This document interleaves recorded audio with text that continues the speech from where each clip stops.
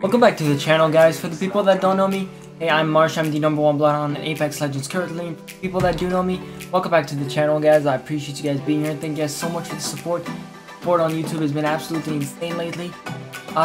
If we could hit 250 likes in the first 24 hours of this video, that'd be absolutely insane. You guys have crushed every single like goal I've put out there. So I do appreciate you guys for doing that. But right before we get into the video, I do want to speak about something. So I am organizing a 1v1 tournament with every single other #1 legend. So I'm #1 Bloodhound, I'll be 1v1ing #1 Gibby, #1 Crypto, #1 Watson, #1 Loba, and so on and so forth. And every single one of them will be 1v1ing each other as well. Every single one of them will be posted on the YouTube channel over here. Since I'm hosting it, I'm taking out $500 out of my pocket just to fund this tournament. I get the premiere on my channel. There's going to be other creators such as Sweatband, Scrappy, Chet, a bunch of other YouTubers, streamers, and every single one of the links will be down in the description. Post that video. So I hope you guys are ready for a lot of content to be pushed out right now. We're making big things. We're playing with PC Pros too. We're going to push out that content. There's a lot of things coming to the channel, so you guys make sure you stay tuned. Subscribe, make sure you like the video. And without further ado, let's move forward to the solo rank guide. Now this guide is for solo players that play ranked, people that don't have teams and that need tips to be able to just get that little push, make it from gold to plat, from plat to diamond, from diamond to masters, and just push that solo ranked life. So again, without further ado, let's get right into the video.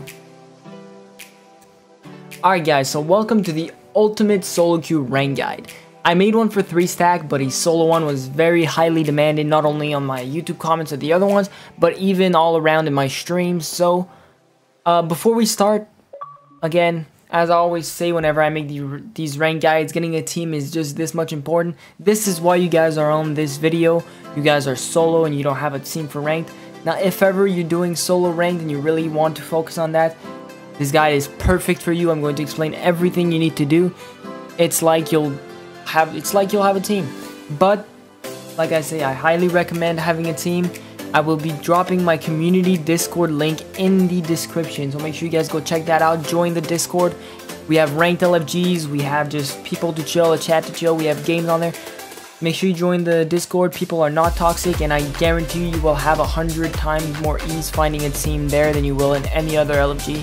Make sure you join that. The Martian community is absolutely amazing, and it will provide you with a team if you need one. But if you are solo, even after that, the first thing you're going to want to do is not land contested.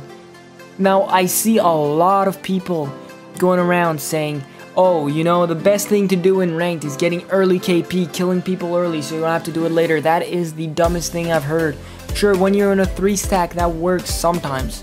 Again, even in a 3 stack, don't land contested. But with randoms, it's even worse. You can't rely on your team. Final drop is just all around a bad idea, from losing to fight 90% of the time because you're with randoms, to getting third partied and then spectating a level 36 Octane shoot you while you're knocked until you bleed out because he thinks you're an enemy and then he runs away from your banner. I slapped PTSD. It's a very personal experience. That's why it was so detailed.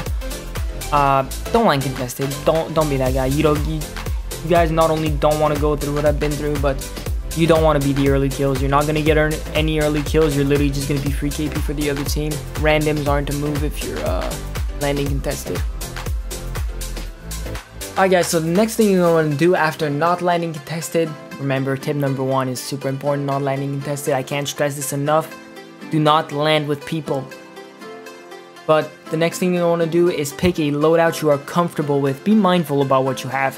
You're going to want something. The best loadout I've found for solo queuing ranked is something long range, like very long range, like a charged rifle, a longbow, snipers and marksmen, and something close range, such as SMGs and shotguns and anything that works close range. The reason for this is the long range is going to serve mostly as a poke damage weapon. You're going to want to level up not only your shield, but again, level up your teammate's shield. And you're going to see me refer to teammates as sloths, as randoms, as sloths in this video. And I'm going to explain this very shortly, but you're going to want to level up your sloth shields and your own to give yourself the highest survivability possible and those quick close range gun that do a hell of a lot of damage close range.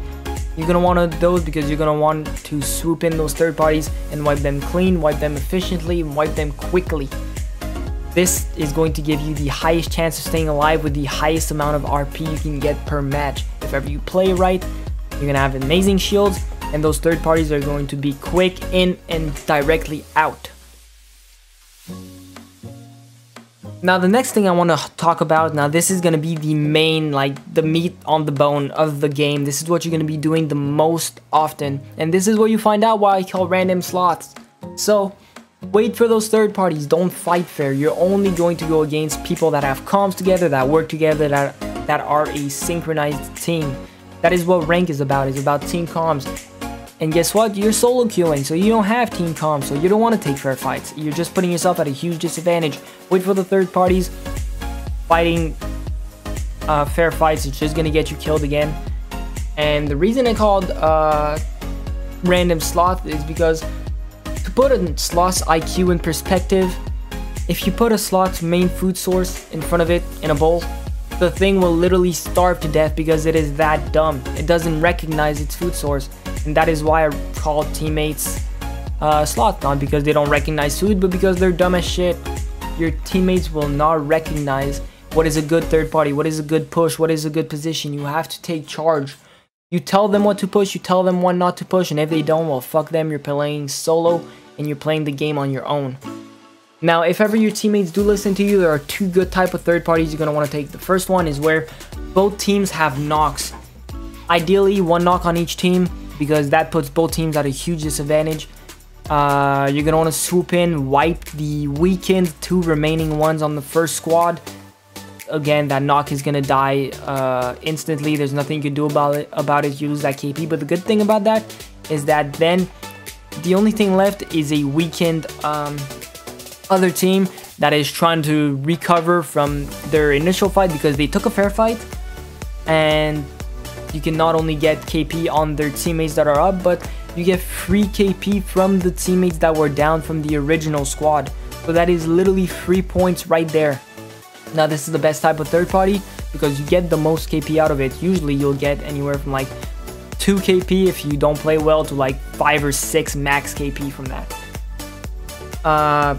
Again, this is the riskiest third party because you risk both teams getting scared off, going to reposition on their own sides of the engagement and just completely becoming full and healthy, and then you're stuck like an idiot in the middle of two very healthy teams and you're in the worst position possible.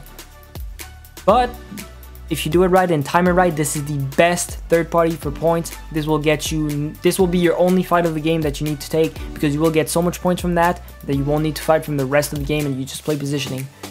Now the other type of third party you're gonna want to take, again, this is not ideal, but this works.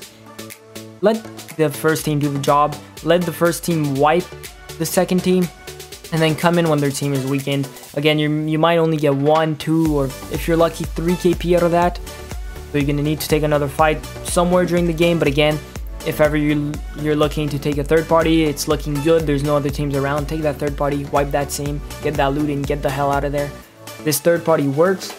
But again, it gives less KP, but it is safer at the end of the day. So maybe weighing your odds, maybe this is the best third party because, again, the point of rank is staying alive, not getting a lot of kills. Another thing I want to bring up is playing movement characters. Now, I know this seems pretty straightforward, but you might not be thinking the same reason I am. Movement characters are good on a squad for ranked, right? For team comp, for whatnot, but right here we're looking at solo play. So hypothetically, most of the games your team's gonna die because, again, you're playing with sloths. So you're gonna want to move in character to not only get out of this position, but if ever you're ratting and you're trying to get placement points and the team finds you, say you're playing like Bloodhound, sort of like my main.